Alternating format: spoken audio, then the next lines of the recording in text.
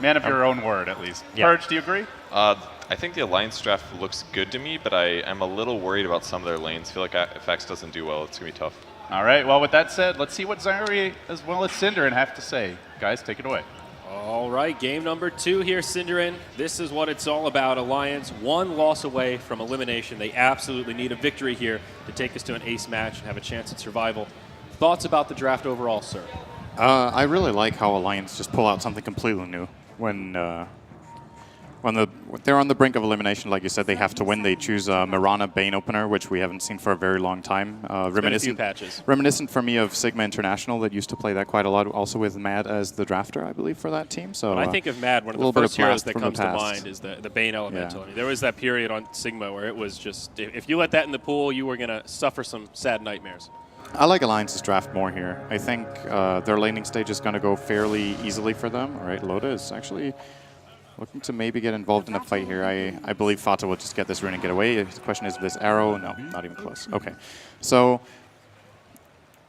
biggest surprise for me in the entirety of this draft was Cloud9 not banning out Axe after they picked Brood for the last ban. They banned Legion Commander, which, yes, does well against Brood, but I think Axe is generally a stronger lane counter and a stronger hero in general in the game. So a little bit surprised that's what they went for. Definitely agreed there. Arrow connects onto Fata, set up from Mad. Could this be your first blood? They've got the damage for it. Mad gets it, and Fata ends up in the grave earlier than expected.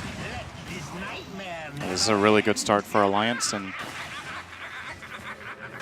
so Nikwa will not be laning against the Brood, at least from the start. The Axe will be playing in the offlane against Troll, which is also pretty okay for Axe. If Troll harasses him from range, he gets counter helix procs, and then he gets some farm. If Troll tries to fight him melee, he loses generally. So this is a decent matchup for Nikwa. They might have expected that the Brood would be top because Cloud9 would try to dodge getting Brood against Axe. And we do see the response here. Nikwa is just going to show on bottom. He ported down here. They're going to swap lanes. Pycat will be heading out momentarily. And okay. I don't know. I feel like this lane is actually unwinnable for Brood. There's a couple of matchups where Brood is the underdog, but can win if you play it super well. In my opinion, Axe has to play terribly to lose this lane. Like, you really have to mess up. Very tricky. And looking at the other lanes, mid, it's Loda on the Dro Ranger. Ake has just been lingering a buy on this Shadow Priest. He went Shadow Wave level 1, so no grave. It will find level 2 rather timely. Fata should be able to recover from that early death, not slowing him down too much, as the dubious duo here, Bane and Mirana, make it to the top lane where they'll have 2 heroes waiting. And of course, Chen is in the dire jungle. We saw Big Daddy spend a lot of time farming last game with stacks and Wild Wings. Mad, maybe in some trouble here. Kinetic Field comes out. There's no mana. Yeah. No misery. Tomato rotating over, has the Thunderclap, but can't close the gap. And whenever you play Bane Mirana, the ideal situation for you is that either you roam together as a duo or you play against a solo lane. Then Nightmare into Arrow is a kill every time, but it's not that easy to kill the Troll in this lane. He has the backup of Disruptor who can take away the Nightmare when the Arrow is about to come in. I think that's what Cloud9 wanted to do on the first blood when Zeus got Nightmare, but they just mistimed it completely and he took the Arrow in the end. And even the Chen can come in and help out. Just have a creep next to Envy and you can just take off the Nightmare with that every time. Or you can intercept the arrow as well. Yeah, that's another way of doing it. So it's couple of options there. They have a couple of plays available to them here. And as far as Alliance goes, they got the first blood, which is good. They're doing very well on X. The question is if their carries are getting the farm they need. Whenever you play a Drow lineup, I feel like Drow's the hero that make the entire lineup come together because of the aura. So you want Loda to get some good farms. He can start getting level 6. He can get some more agility, and the entirety, like all of their heroes get stronger apart from Axe. Right. How much are they getting in this mid lane? They started out with a dual lane, and Fata is still out farming the Drow. So not really accomplishing as much there as they would hope, and maybe that's going to prompt a rotation from Mad at some point. I'm afraid for Alliance that's going to be a little bit too obvious, though. Yeah, I mean, Ake can't linger around the mid the entire game. Needs to get a little lane control back for Nikwa, and needs to get some farm for himself. Dow's one of those supports that definitely needs that early experience, and leeching in the mid lane is not an easy way to find that. Also, don't really want to take that XP away from Loda. Nikwa putting a lot of pressure on the Brood down bottom. By far the last hit leader, as you were talking about. No big surprise there, but at this rate, Axe should have a very well-timed Blink Dagger. He's 28-5 against 5-0. Granted, Brood was against a dual lane, but that was for like the first minute. Yep. And now it's just a one-on-one. This is one of the most one-sided lanes in Dota, in my opinion, apart from if you take something like an OD versus a melee hero with no mana pool or something like that. You're just completely screwed. But Axe versus Brood, one of the most heavily Axe-favored matchups you can get in lane. Classic counter pick, and going back to the draft, as I said, surprising that Cloud9 gave it away. Mid lane, Loda in some trouble. Kinetic Field, Thunder Strike, more than enough damage as Fata zaps him down. It's Misery that gets credit for the kill, and Loda will get that first-class ticket back to the well. And But Fata will be another fight that breaks out. Pycat trouble. hasted up, has an arrow in 1 second. Misery will take the Nightmare off. Now the arrow connects. They actually have the damage to find the kill on the Disruptor, though. Pycat has a leap, still hasted. Bane goes down, compliments of the Lightning, and leap to the high ground. We'll make it a 1-for-1 as they trade supports. Well, 1 for 2 if you count the draw in that. Yeah, Mirana didn't have the arrow ready when they Nightmared.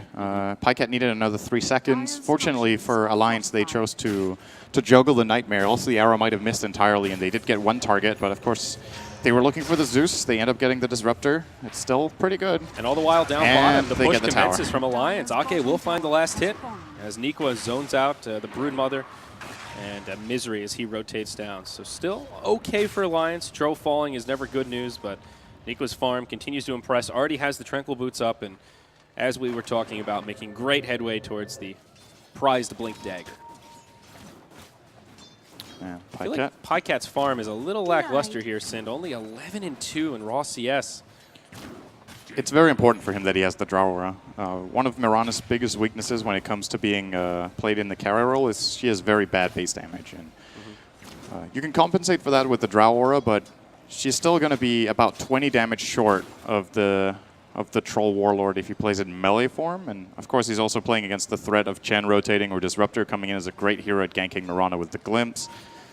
So it's not the easiest of lane here from Pycat, but I think Alliance's game plan here with just getting a fast blink on Axe, they're probably just going to rotate lanes later and use the Axe as a ganking tool then, as Chen just going to take the Nightmare off with a creep. Yeah, and probably maybe in going to be some fine. trouble, but not really the ideal Never target mind. for Alliance to go for. Arrow will be off the mark. They still get the kill there, but now Envy coming around the backside. Whirling Axe is on 3. Ake barely gets off the shallow grave. Buys him some time. Shadow Wave just not enough. Pycat goes down. Lightning from Zeus to soften him up even more. Mad falls. Glimpse back onto the Dazzle. He'll fall as well.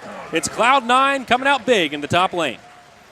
The moment they've used all their abilities on the first kill, Troll is actually immortal there. They can't bring him down. He uses Whirling Axes. Even though it's only level 1, it's a 4-second blind. He has more than enough armor and damage there to just fight them head on. Zeus ult obviously helps out nicely as well. And it becomes a really good trade. Chen did go down because of the Brain Sap, but yeah, that arrow was Barely really sidesteps close. that one. Ooh, shaving the whiskers off that Zeus beard.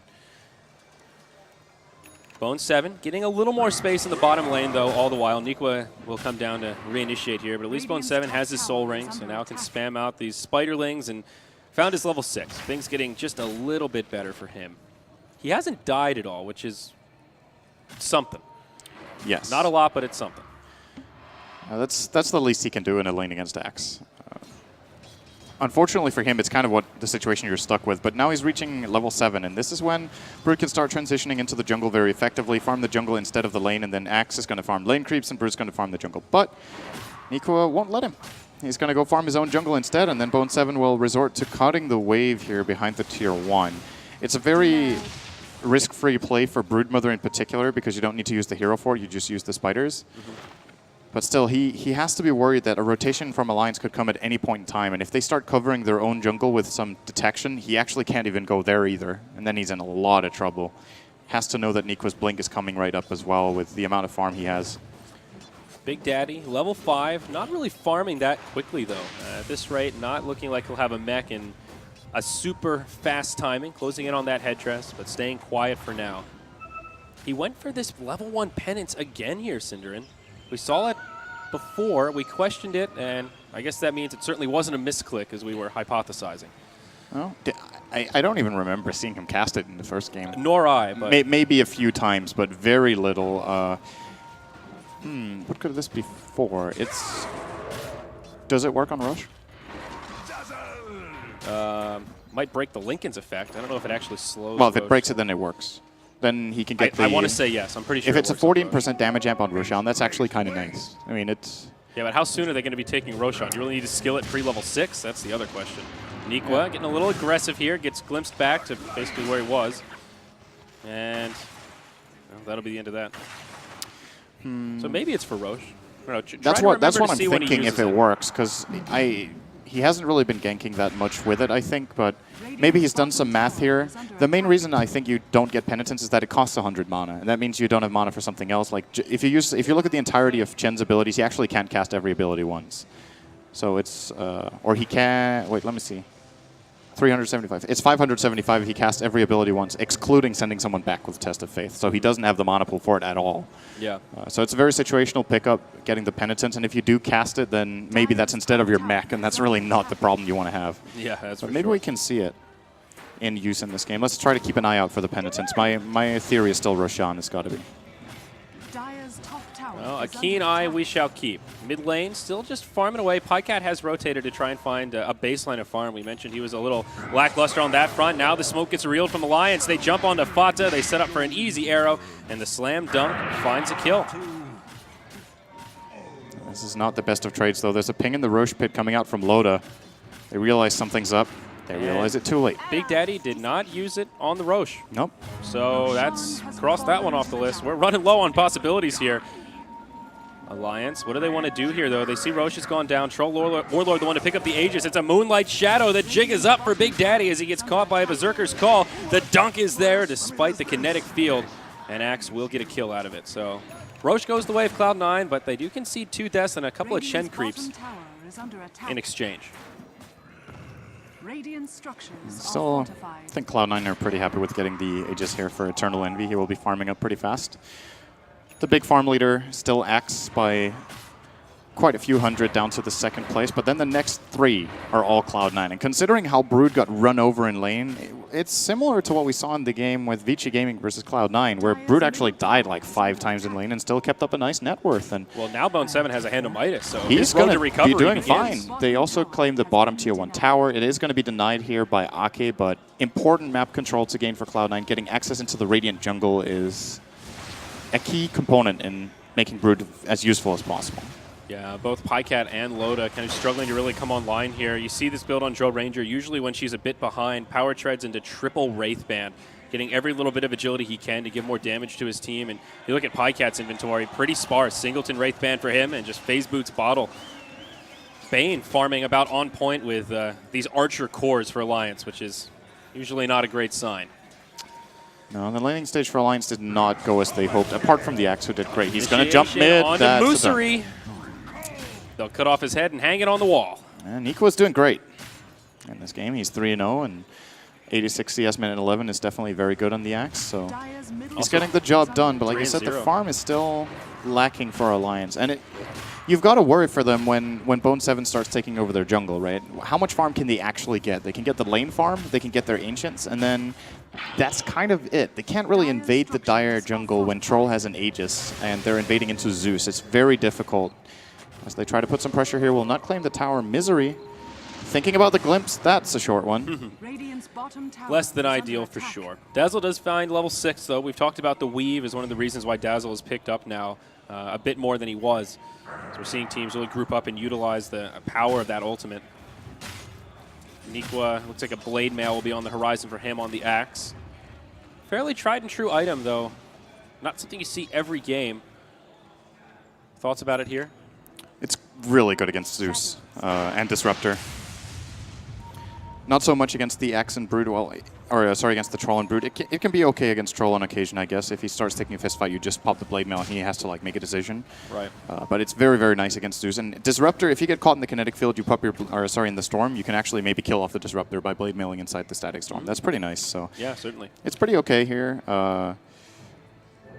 The thing is, his next item might be a BKB because he has to be able to reliably engage into the Dire side. And then if he uses BKB together with Blade Mail, he's not really reflecting onto the Zeus and Disruptor anymore because they're not damaging him. But true. It's like a nice build-up where for a 5 to 10 minute period, this Blade Mail can actually be really useful and he needs to get value out of it. And then if you want to look at it that way, it's an 1,100 gold investment, right? He can sell it again for half and then get another item later on if he wants. Mid lane, Mad could find himself in a sticky situation. Fata comes in to initiate, and the follow-up from Misery is there, but Mad will wander away, glimpse back into the Static Storm. Pycat's here with the double damage. That'll repel these heroes. They'll actually keep their Bane alive. Arrow flies through, will be off the mark. Meanwhile, in the top lane, Loda trying to defend this push, but Envy and Big Daddy, they're going to claim 2 towers off this. They've got a great spread of creeps, and the tower will go down. Yeah, nicely denied by the Dro Ranger, but That was so expensive for Alliance. They try to go for the gank. It actually doesn't work. They use Fiend Script. It gets immediately cancelled by, I think, the Static Storm from Misery. Yeah. They lose the top tier 2 tower.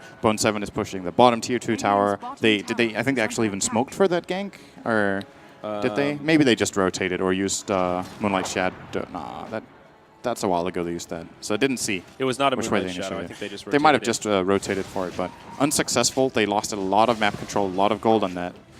And you can tell, like if you look at the Radiant's vision, how starved they are on vision. They do plant one ward in their own jungle, but apart from that, they're really playing in the dark as far as their own half goes, and that's the Brood dream. That's exactly what he wants. I was just going to point out how well this Brood is farming. You look at that net worth chart, and he is on the up and up, nipping at the heels of that Axe, who has been the leading farmer this entire game. And this is part of the power of that Brood Mother. We brought it up time and time again. The power of this hero to make space, either by feeding, hiding in the trees, and then recovering through a Hand of Midas and just clearing out the jungle. Neeko will find him here, tries to finish him off, but just doesn't have the damage, and Bone 7 will happily TP home. Nice heads-up play, no way to stop it, and he'll live. It's actually very impressive that Bone 7 has overtaken Envy in net worth. He does have the Midas going his way, but even considering that, he had a very hard lane in the start. He's going to itemize. This is a build that we've seen a lot coming out from Zai. It's great. I want to call it a jungle domination build, because it disallows supports from actually getting into their own jungle again and trying to control. And as far as fights go, you're very mobile. It's very easy to find angles, especially when your Dagon levels up. You can easily find angles to cast it, and a surprise burst out of nowhere can be really useful, as Fata does claim Ake. My boy Ak. My boy Ak. Oh, glimpse back onto Pycat, leap out. Yeah, he'll be all tower right. for now sure. this tier 1 tower. Just kidding, maybe not. I don't even know. All right, it's not a tower. They were thinking about it, but they did decide to pull back here. I think they're still thinking about it, lingering around a bit longer. They'll lose their tomato.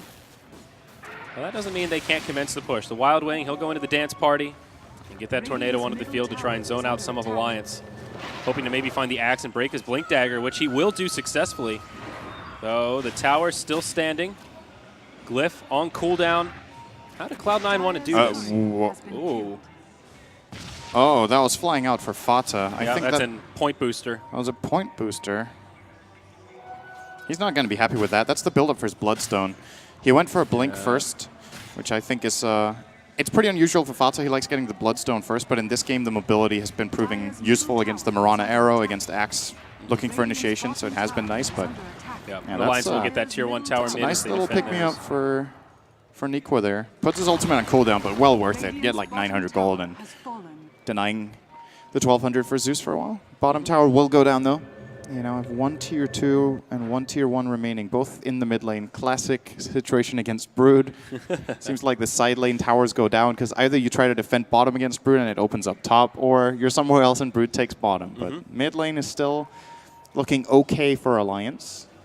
But that mid tower is going to fall soon. The big problem is this Mirana. She's supposed to be their big, beefy core, and you look at her net worth compared to someone like Chen, and they're strikingly even. Only Drum of Endurance and Phase Boots as core items on Pycat. Still not finding much space to farm. This is a hero that really does not play well from behind. Like, you can land a great arrow, which, you know, can be a game changer, but that's like the only thing you can do. There's a lot of carries that when played from behind can actually still do a lot of damage. Mirana sucks without farm, let's be honest, when it comes to damage output. Let's just be bold about it. She's awful. Okay. She doesn't really have anything that scales. Like, it's good that they have the Drow, because if they didn't have the Drow, Pycat would be farming a lot slower. He would have even less impact when it comes to, say, in 5 to 10 minutes. The Drow can be the saving grace for the Mirana, but it's really not a good hero without farm in a core position. Arrow almost hits Misery there in the Radiant jungle. Loda has been able to pick up a Yasha, also got his level 11, so now Marksmanship giving that aura even more damage from around the map. Up to 52. Glancing at the net worth chart here, Cloud9 up by about 5K golden experience. Pretty good margin for 18 minutes in. Taking control of this game so far. Envy, he's getting there, working on probably a Sanjin Yasha.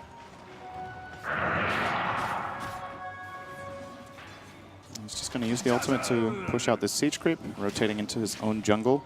Might be a little bit nervous about getting ganked right now. They don't have that much information apart from the fact that, well, they're not in the Radiant jungle because Brood is scouting that out constantly. So whenever they see that the jungle is clear, they're going to be nervous for the side lanes. And Envy just playing passively here is perfectly fine. Cloud9 they have to know that they're winning every single minute like this. And oh, absolutely.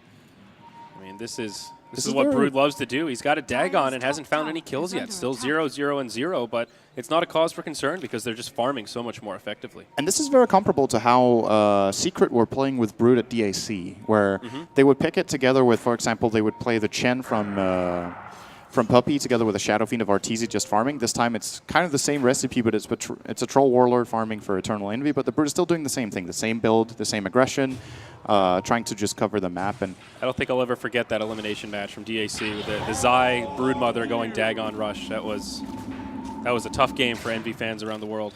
it's so difficult when this Dagon starts getting leveled up. He can actually like one-shot it. Look at Ake's health. Like that's just food. Right there. He actually dies to spawn Spiderlings in a Dagon level 3, I think. So he won't even get time to react. Mad, health pool 900, kind of the same story as they will claim the top tier 1. So Alliance making a little bit of progress. It'll cost them though. Tier 1 mid falls and tier 2 bottom goes on down also. Is that one? No, that was already dead, I guess, wasn't it? Yeah, they only got the mid tier 1 there.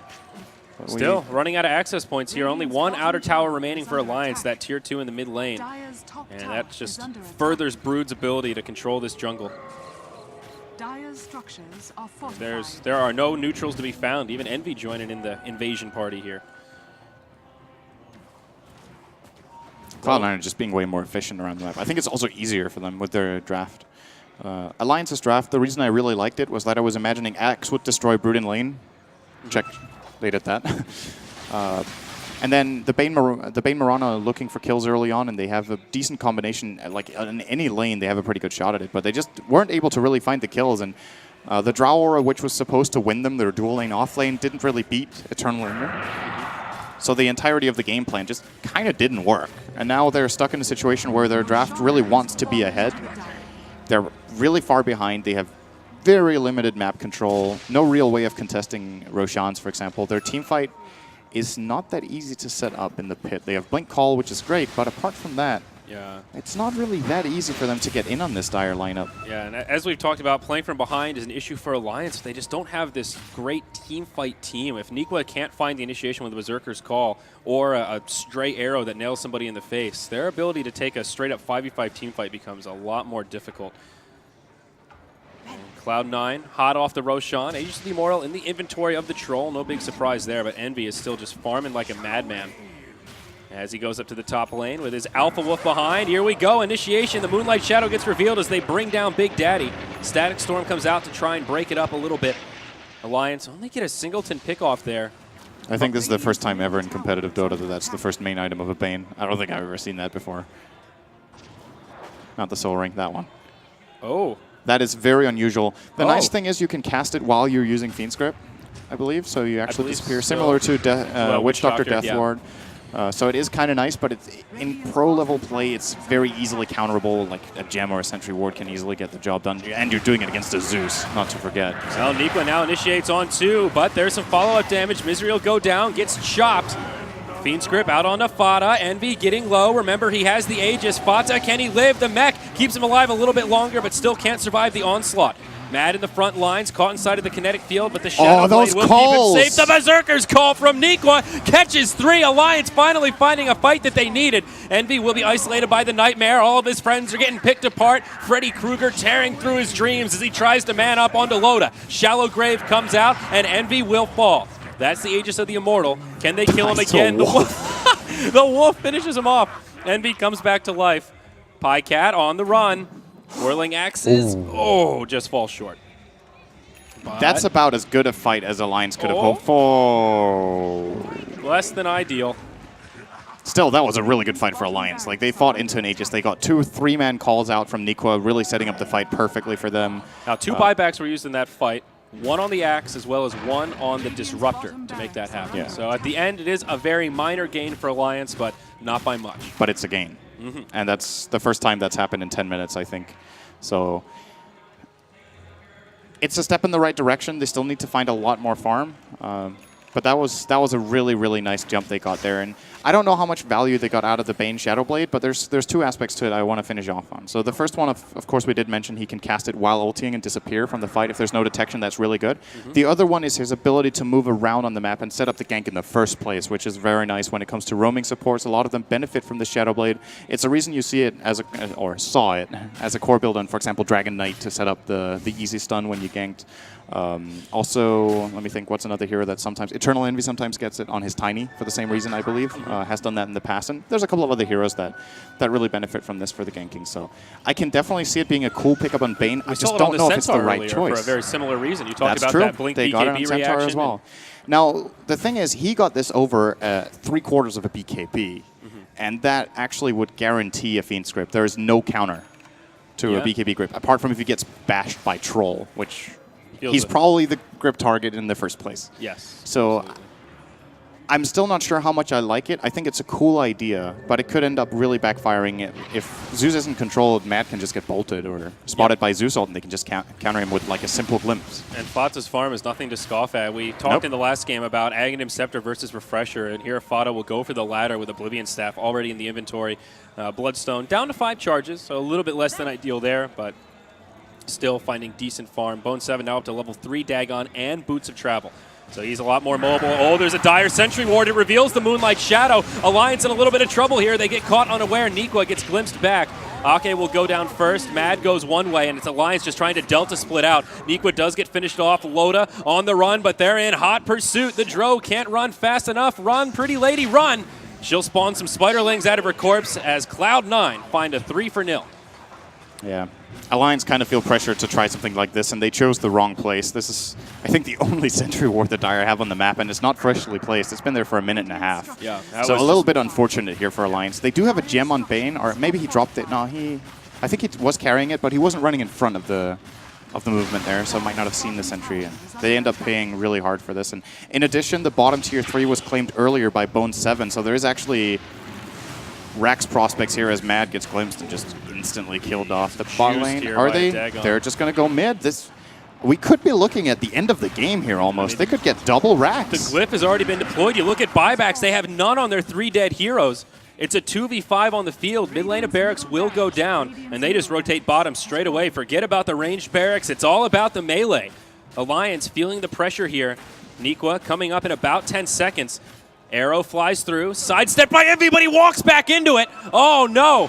Do they have the damage to bring him down though with only a few heroes alive? And it looks like it's a resounding no. Dagon almost finishes off Ake, but he barely lives, able to mech up, and he'll head back to the well. So not too bad for Alliance. Yes, they do lose the mid lane of Barracks, but bottom stays standing. That's pretty bad for Alliance. Could have been a lot worse. Yeah. Imagine if Envy didn't get hit by that arrow. It's true, they could have lost, but apart from that, that's almost as bad as it gets. Look at that graph. That's pretty ugly. It is.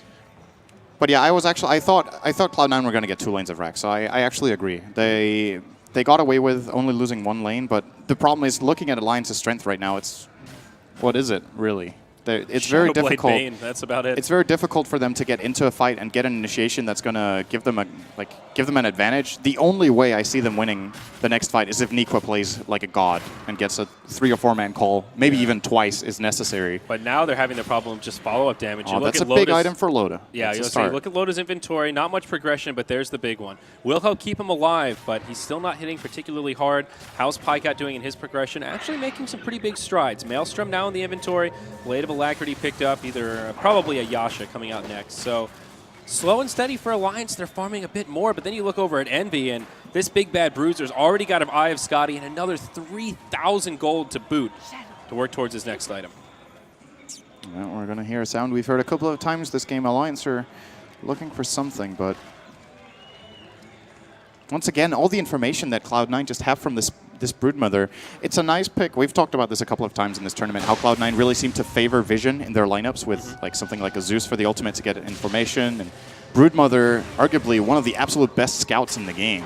Yeah, here we go. Initiation. Nikwa 4 stabs in, but only catches Misery, not your ideal target. Fiend's grip comes out onto Envy, but he survives through it. Mad just gets chopped down straight away. Envy doesn't have an Aegis here, getting very low. Met comes in, he stays alive a bit longer than planned. A 1 for 3 as now Pycat isolated. They'll find a kill on Fata. He commits suicide with the Bloodstone, but this is bad news bears for Alliance. A 2 for 4 with Pycat, 1 hit from death. He's going to walk into this dire dance party and get zapped down for good measure. And Bone 7 actually has Boots of Travel ready. He could port to the bottom lane right now and start hitting these barracks. The only buyback available, well, they don't know what buybacks Alliance has, so maybe he just plays it safe here, but he could put some pressure here and actually force a buyback or just get the range tracks for free, but he's going to stay with his team top. A little bit surprising. This is like the ideal time to BOT, and now he's going to do it when the wave reaches, and going in here. A split push is real. Starting to hit the melee racks, changed his mind after one attack. Oh, that was a bit tankier than he thought, and then... No glyph for the Radiant here. This is actually not as scary as I thought it would have been. Cloud9 won't rush towards the base, and no buybacks will be deployed. They're missing the ram. Troll Warlord is not there to destroy the buildings, but they're still going to take a range tracks bottom. They're going to only lose the Troll in the fight, and no, it was 4 for 2, right? They lost the Chen as well, maybe? It was 5 for 2. That last fight? Oh yeah, 5 for 2, yeah, you're right. 5 for 2, They, yeah. I think they, yeah. So they're gaining even more advantage, and it's very difficult to see Alliance's way back into this. I feel like the entirety, like what I liked in their draft and what was the potential just didn't happen in the first 15 minutes. And if they fall behind with this draft at minute 15, then it's going to get very, very difficult. Ultimately, you see Bone 7 with this Dagon 5 and 3k gold as well, now minute 30, after he got crushed in lane. Yeah. There's not much to do. Chen with the Axe Scepter and Mech Disruptor. Force Staff probably going to be working toward an Axe as his next item. Envy starting to be 5 slotted very soon, and Zeus, even though he has died a few times in the game, still keeping up pretty well with the amount of farm he should have at this point. Couple of big items coming There we out go. from Now he's Cloud9 looking pretty good. Following that last fight on him, as well as the Broodmother making progress towards another big one. Arrow flies into the Roche pit, actually hits the Direwolf, makes things a little easier for Cloud9. Nikwa takes a Dagon to the face, and the ultimate from Zeus brings him down to the threshold for the Troll to finish him off. Glimpse back onto Pycat as Ake tries to run away. Brood will try to finish him off. Shallow Grave TP is there. Can Ake actually make it out? He can. No way to interrupt it. But Cloud9 will command and conquer the Roche pit, and that's another Aegis of the Immortal in the inventory of the Troll Warlord. And there's a little bit of cheese as well. Yummy, yummy cheese. Spiders love cheese. Oh, yeah. Classic. Classic. Stolen gem in the inventory of Moosery here. And Cloud9 will just go back to farming for now, playing this one slow and steady. As you mentioned, they know how far ahead they are, or at least have a good idea of it. And there is no reason to take unnecessary risk here. I think they might try to push and end the game in 40 seconds when they have 2 Zeus ults and Disruptor has Static Storm again. They're going to come off cooldown at the same time, and you can just start sieging with the Troll with the Aegis. Like, how are Alliance going to kill him twice? They have to Berserker's Call or grip him on the first kill, and then it's going to be fairly easy for Cloud9 to at least get one trade-off with the double Zeus ult and just a couple of Arc Lightnings and a Bolt. Yeah. And that's even disregarding anything Disruptor can throw. A Dagon 5 on Brood. They will always be able to find 1 or 2 kills while this Troll gets jumped. And do Alliance have the buyback is the question. I don't really think so. Yeah, Cloud9 also have a lot of sustainability. Big Daddy did go for that Aghanim Scepter after Mech, a very common build, but huge healing potential that he can put out, and now has that Granite Golem. So this Troll getting even tankier as he's in those front lines. It looks like maybe thinking about a Butterfly next. Talisman of Evasion in the inventory of Envy. Possibly just some value evasion for now. Nope, upgraded into a full Butterfly because, hey, why not? He's got more money than he knows what to do with. Well, he wants to buy a Butterfly with it, see? Brood's got her biggin also. Synergizes very well with Zeus. Oh, boy. Oh, this is going to be ugly. There's one Zeus ult. It's going to set up a glimpse on Ake. And he will have a Shallow Grave. That'll keep him safe for now, but the Thunderstrike might be enough to just finish him off after the Grave. Nope, he's got the mech as well as a heal, but now load up BKBs to get the E-Blade off. But that's your 10 or 9-second BKB charge, and it's on cooldown for over a minute. Troll Warlord caught inside of the Fiend's grip. Remember, he's the one with the Aegis, but Static Storm is there to break it up. Mad gets blown up. Moonlight Shadow used by Alliance. Bane in the Grave. All of a sudden, it's a 4v5. Bottom lane of Barracks destroyed. And one lane of Barracks standing between Cloud9 and victory. Yeah, that lane of Barracks is probably going to stand there for a good 10 seconds if they don't go on Troll instantly. He still has his ultimate ready. They've got a glyph, 12 seconds.